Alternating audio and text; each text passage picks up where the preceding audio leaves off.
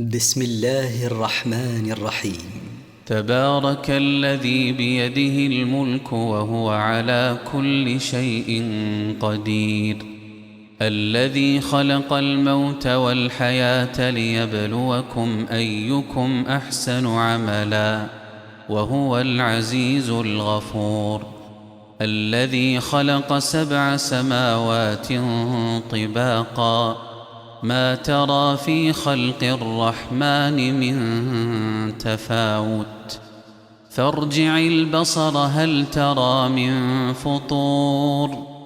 ثم ارجع البصر كرتين ينقلب إليك البصر خاسئا وهو حسير، ولقد زينا السماء الدنيا بمصابيح وجعلناها رجوما للشياطين وأعتدنا لهم عذاب السعير، وللذين كفروا بربهم عذاب جهنم وبئس المصير، إذا ألقوا فيها سمعوا لها شهيقا وهي تفور، تكاد تميز من الغيظ، كلما ألقي فيها فوج سألهم خزنتها ألم يأتكم نذير، قالوا بلى قد جاءنا نذير فكذبنا وقلنا ما نزل الله من شيء إن أنتم إلا في ضلال كبير،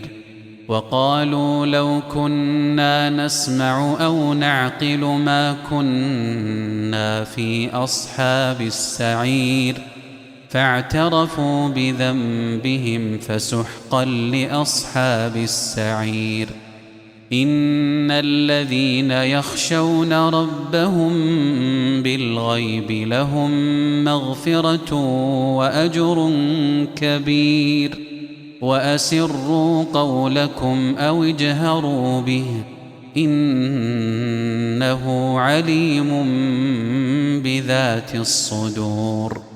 ألا يعلم من خلق وهو اللطيف الخبير، هو الذي جعل لكم الأرض ذلولا فامشوا في مناكبها وكلوا من رزقه وإليه النشور،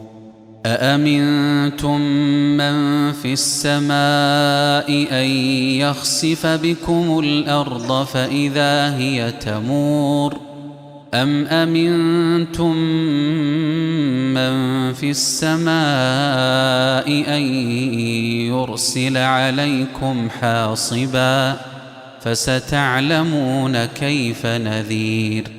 ولقد كذب الذين من قبلهم فكيف كان نكير، أولم يروا إلى الطير فوقهم صافات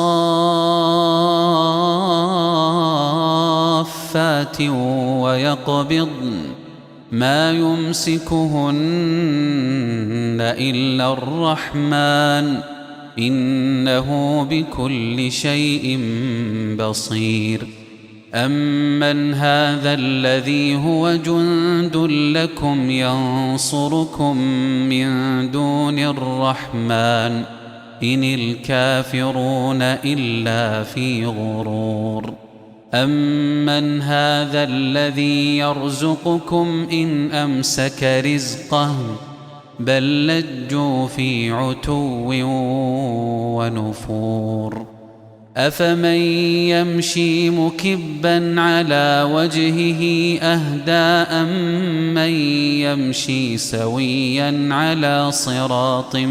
مستقيم،